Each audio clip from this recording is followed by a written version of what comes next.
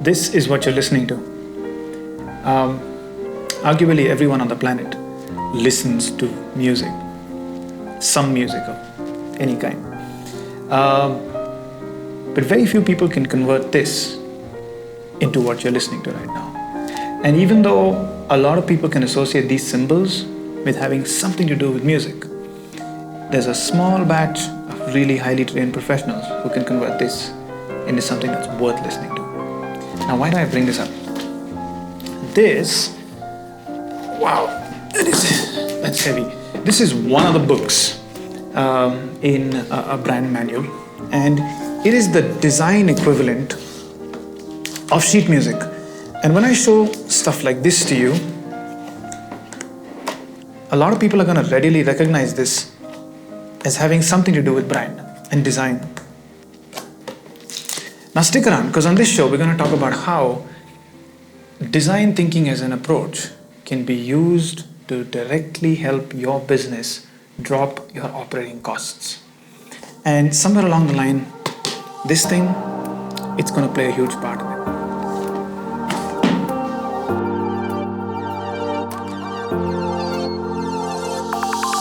When you think that something as intangible as design and communications can't really affect your bottom line, you usually end up with marketing and advertising tools that don't help you inherently mitigate your business risk. That's what this podcast is about. A behind-the-scenes look at how we go about doing what we do, mitigating business risk. I'm Jude Lazaro.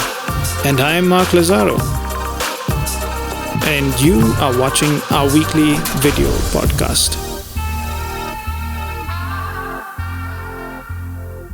Okay, so you dropped a big bomb there. You threw in the word design thinking, which isn't today's topic.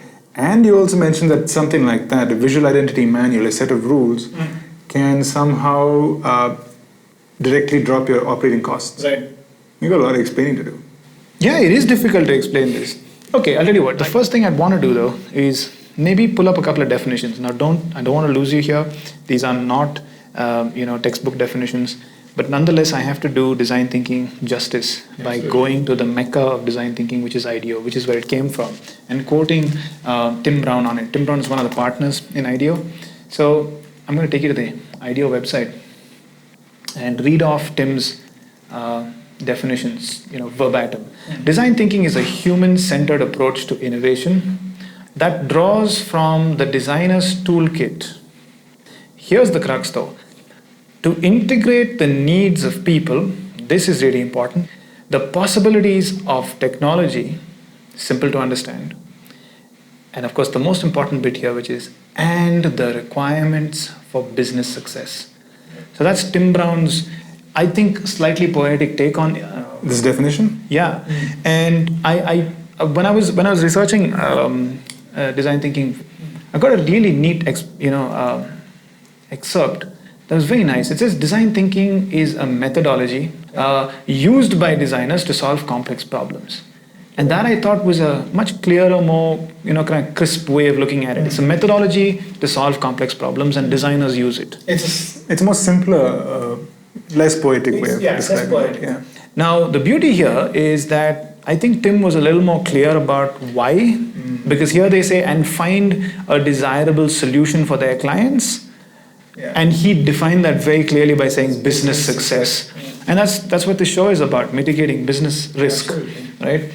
So the direct connect here is the fact that you can use a methodology to solve complex problems, and what you put at the forefront in terms of an outcome is to say, I want to be able to solve a business problem.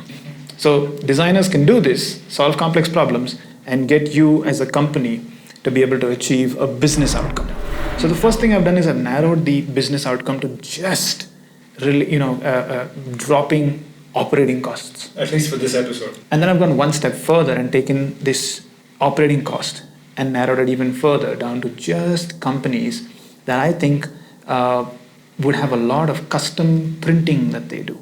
Right. Whether it be stationery or wrapping papers or just stuff that you need, that has some sense of your logo or things of that sort on it. You started with saying you can drop costs. Yeah. So what are the potential ways you can save? I put a list down. So here's a checklist. See if any of these sound familiar, and if they do, then we're going to make a connection here. If you're a company that does a lot of printing work during the year, and you don't have a defined list of this somewhere, which means you don't have a standardized approach to it, then there's savings to be had there. That's number one. Number two is if you don't have this standardized list, you're probably not printing in bulk. So there's savings waiting for you there. The third one is we found that a lot of the time people in this space are making calls on printing, but they're doing it in a very reactionary manner. So someone within the organization just hit a need and said, hey, I need this printed, and then boom, they get down to doing it. Yeah. So your staff, who arguably should be doing what they're supposed to be doing and what they're hired for, are now becoming overseers of the printing process. Now, when these three things kind of collide, you get two more non-desirables out of it. You get maybe a lack of printing tech knowledge, and you take bad choices with why you're printing, what you're printing on what paper, with what process, and the printer takes you off on a ride. You're saying this because the person doing it is does not have expertise in this. Exactly, yeah. Or you haven't built a process to take care of that. And then a couple of ancillaries that come with that are errors.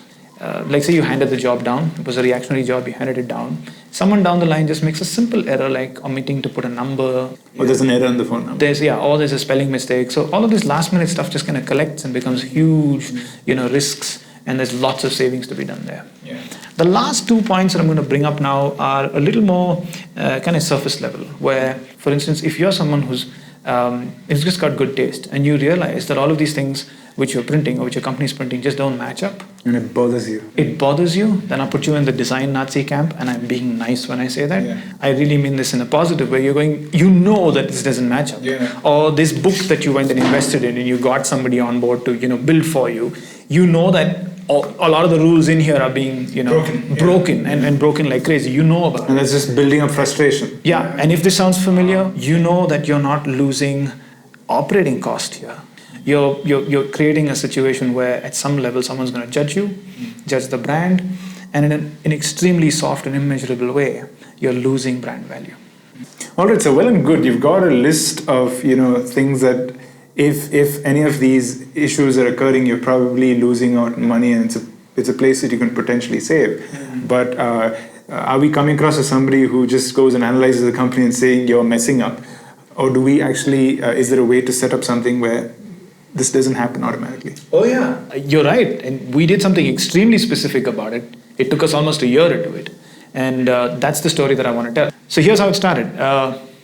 We got a call a long time ago. We got a call from Mr. Shamaraju, and he owns the Reva University, and the 13 or 14, I don't know how many colleges now that appear under it. Yeah. And he had a one-line brief for us, which sounded like, Mark, I have a new university and I need a new logo for it. And that's where this all started. It felt like a cut and dry job at the beginning, right? Yeah, new logo, that's it. It did feel like a cut and dry job initially. Yeah. But about 3 meetings in, it was clear that the logo and all the things that we were supposed to do around that, which kind of ended up in this piece of design sheet music, wasn't necessarily going to solve the bigger problems that they had. And you kind of dial all of that down to one milestone meeting that we had with him, where there was this kind of itch that he had, of frustration, and he scratched it. He literally pulled open his drawer, picked up 3 visiting cards and threw it on the table with disgust and said, look at that, they don't match. And what we gleaned from that was there was a much bigger problem at hand here, and he had all of the problems that I just put listed out in the checklist. Now, what was his frustration? He was at some level a design Nazi. He had a massive opinion for the right reasons. He's like, none of this matches. So what we did was we said, let's measure the depth to which this problem exists. And we split it up into 2 phases. The first phase was we asked a couple of his aides. We said, listen, go around to, I think at the time there was like 13 institutions. We said, go around to the 13 institutions that you have and try and get me a copy of everything that you've printed over the last year or so. And they immediately said, are you crazy? We're not going to do this and blah, blah, blah, blah, blah. We said, listen, go and try. And it took them. They did a damn good job of it. About a month or 2 later, they landed about 6 boxes worth of stuff at our office. And it felt like, Amazon turned up and landed the wrong shipment. Or Santa's wish list landed up at our house. Yeah, felt like that. And in that, memory fails me, but there were close to 700 or 800 different documents. And unique documents from all of these institutions. Correct. And when you use the word unique, I don't want to mislead. They did not have 800 unique objects. For instance, they had 24 or something of that sort different A4 envelope designs for no apparent reason. And this poor man was being driven crazy because he just couldn't understand why they needed all of this. And you had an operational issue here. We realized that the reason that they had all of these duplicates, first of all, was at some level these institutions themselves hadn't shared a common charter of standardization. Correct. So we then spent a ton of time getting various levels of hierarchy in all of these institutions to meet at committees and this and that. Oh, it was a political movement. I mean, you literally were like a negotiation party, bring them together, and at some level felt like running the United Nations. You bring them all together, and then they're arguably phenomenally intelligent people. I mean, all of them sitting there with 6 or 7 degrees or PhDs at that. Yeah, and you're getting them to reconcile these little problems now, and try and agree on saying, can all of you all use this one standard? Yeah. And it worked in many cases for them, because what started popping out of those meetings, more than just getting them to agree to standards that would be universally followed, all of the issues that they were facing started to crop up. Correct. And we'd start to address them. So this became you gave them a voice. Yeah, there was a platform at which they could speak. Like I remember one example was just the fact that they were not able to standardize answer sheets across different study vectors. So the management versus engineering guys were using slightly different formats, and they didn't need to, because when they finally got into the same room, they agreed about 99% of everything, and we built in the 1% of difference, and they could now print in bulk. What happened next, though, is where the transformation kind of jumped up a couple of notches, because then we ended up months later with being able to shrink this 800 odd documents, which was not a decent blueprint of what they had done till that point. We shrunk it to about somewhere close to about 110 or 120 objects, standardized list of pre-designed objects that suited everyone. That's when we hit the next problem. Which is? Out of the 120, there was a 70-30 split. Only 30% of those objects, predefined objects, could be printed in bulk and ordered in bulk. The rest of them, the 70% of the bulk, was need-based. And the reason it was need-based was because something on it would change. Correct. Something on it would get tweaked. And it could just pop out of nowhere and you go, I have a requirement. Like take a visiting card, for instance. The people would join them midstream and they needed a visiting card. Yeah. And that's where the problem crept back in. So even if you went and designed a full, detailed manual, you put your sheet music down, and man, this was some heavy sheet music. You've opened it up for variables to enter and mess things up. Absolutely, because what you're doing is it's that last mile where everything's getting messed up. That's where now, going back to Tim's description of the fact that you move beyond just the people, because we'd solved that problem. But what we had now was a technological problem. Because what happens when this gets done, or even if you build a standardized list, what's most often delivered is a set of technical documents or Illustrator files. And most people don't have, either don't have the software or they don't have the knowledge or the skill to be able to do that within a college. Correct. And there may be people at that level as well. And I'm not going there because, trust me, a lot of their problems, and this is just a small kind of side anecdotal thing, but because a lot of people within their team were getting creatively carried away. And just saying, we should put a drop shadow behind that. We should make that green. We should make that blue. This poor man sitting on top going crazy. So yeah, I'm saying, misspent creativity aside, there was a technical problem here. So what we decided to do was to say, is there a way that we can take all of these pre-designed things and reduce the gap of knowledge required for someone to, for instance, create a visiting card and not have to go outside the college and introduce an entire loop of errors or potential errors. More so, an entire loop of approvals that were needed, which was a huge downtime. So that's when we said we'll take this 70% and convert as much of it into something that was an online application that was behind sealed doors and with the right permissions and all of that.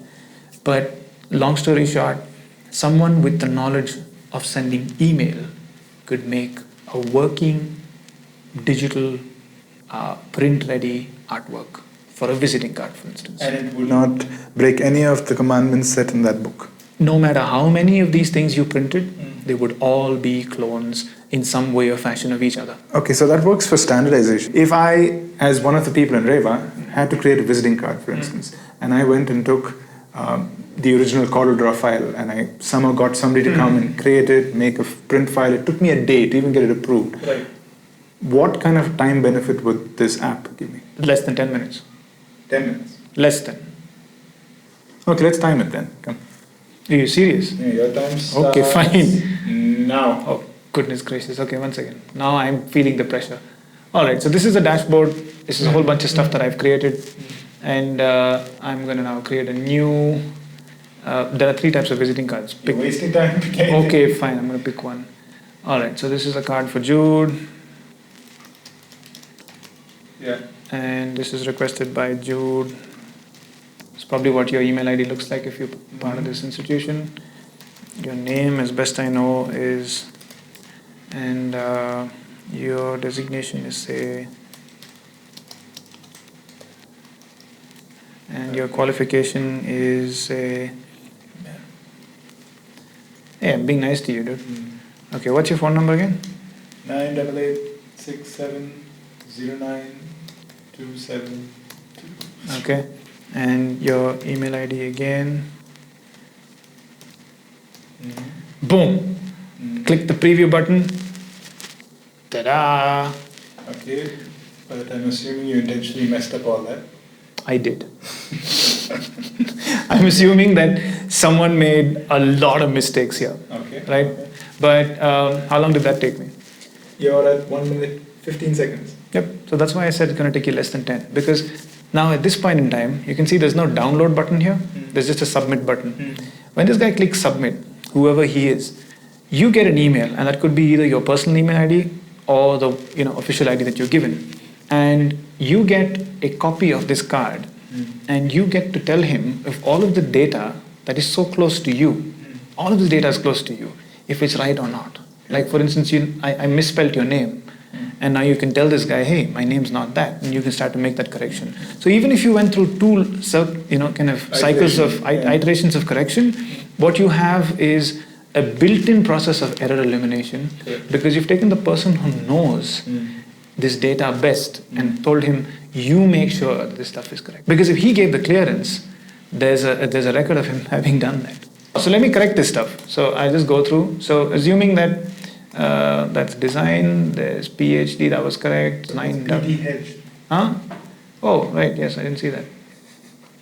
See, it's working. And all of this is right now. Okay. And I click preview. Yeah. But hey, I'm not part of the Reva Independent PU College. Oh, goodness gracious. 3rd round. All right, let's do this again.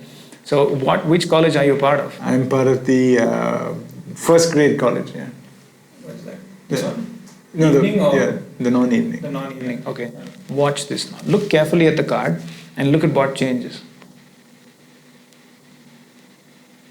Yeah. All of the data associated with that college changed.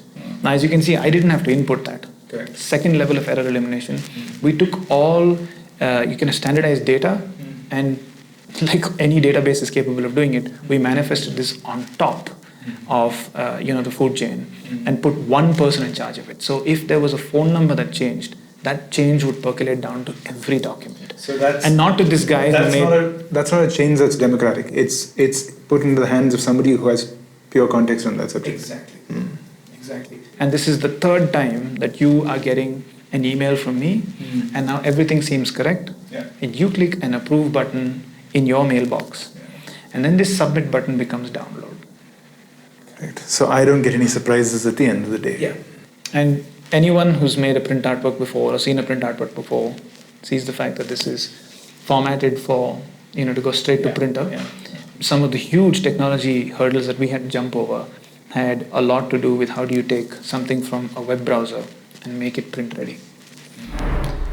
And this, I wasn't too involved in this project. I mean, I was always on the sidelines listening to stuff. But do you have any data or statistics on what the benefits of this is once the system rolled out? I do, but I can't share them. Why? Well, most Indian companies, and I think you'll appreciate this, are a little guarded with things about operating costs and numbers and things of that sort, for good reason. But it's pretty obvious what we did here. Dude, take a university of their scale, right? Anyone can figure out their scale. We were taking 30-40% of their printing and kind of enabling them to do bulk printing. Just there. Yeah. Huge savings. I hope that one day we could get them to share those numbers with us. As well as, I guess you can't really put a number to saving people's time and the cost of that person, and the fact that you hired him to do something and he was spending his time doing something else which was not his expertise. I guess you can't really. But also that's an oversimplification, because what we did was we took about 6 people out of the decision chain and reduced it down to 1. Because eventually what was happening in the old process was the guy at the bottom was making similar mistakes to what I told you about. And that artwork had to pass through 5 or 6 different people before it came back to him saying, dude, there's a mistake here. And so you were using not one person's time, you were using 3 or 4 people's time. Now here what happened, you had eliminated the time by making the process, you kind of originate and end with one guy. And you were putting all of the people above him at complete peace, because they didn't need to look at a visiting card again. They just knew, did you get it from the app? Yes, I did. Okay, print it. Now wait a minute. But this isn't just visiting cards. Oh no, that's just one example. Here we go. So we had everything from custom answer papers, additional answer paper sheets, a whole series of certificates, notice board, formats, official notice board formats. And then of course you have the basic stationery like 3 different visiting cards. That's a story in itself. Envelopes, letterheads. Then you got different types of badges. What do you call them? ID cards. And then you had a whole bunch of stuff for the university. And I'm actually not on the actual app which is running for them. This is this for security reasons, and more than that, we don't want to mess with their data. So not even doing it justice, because this is a small subset of stuff that we put purely for demo purposes on our private server. So there's a whole lot of documents that are not in here. You can do this across any levels of complexity. Like just the cards, the 3 types of cards, and the 5 types of ID cards. Huge story. Absolutely. Like massive negotiation to get there. We can't do this justice in one episode. We should go down to the specific design hurdles and mountains that were climbed specifically within these different artifacts. Because there were functional hurdles, but also there was the repositioning of the brand itself. Absolutely. Like one of the key factors was the fact that their old, if you go and try and look for their old logo, it had a whole lot of Roman symbols in it. Correct. And a huge move that we made them do was to reposition the brand and the university as a new Indian university. But just to recap, you can see the clear example of how we benefited the people involved, which in this particular example, like you already said, was internal. Used technology and design, put them together to come up with a solution that was foolproof, that reduced error, reduced frustration, reduced the amount of money required to pull this off. And that is a business outcome, that's business success, that's mitigating business risk. Correct. So, and you understand that design thinking and what designers can do is a methodology. 2 things that I must state here in just closing is, one, we've found it easy to be able to practice design thinking as a way of working when we have multidisciplinary teams at our disposal, and you think and use them that way. But a much more important point is the fact that we have always rewritten our brief. Oh yes. The starting point was I need a new logo, and he ended up with that. Yes. That's really important. Absolutely. And by the way, this is going to be one episode, but we're going to approach design thinking as a methodology with a lot more episodes in the future dedicated to illustrating this entire mechanism and how we use it to solve multiple problems. Okay, before we close, there's a small indulgence. So we're musicians, and we have a lot of musicians in the office. And since I did pick up sheet music as a reference, and of course sheet music for a beautiful piece by Chopin. I must make a reference to the fact that just like sheet music or design thinking or all these nubulist thoughts, there's this beautiful TED talk that I want to share with our audience, which is completely off topic. It has nothing to do with design thinking.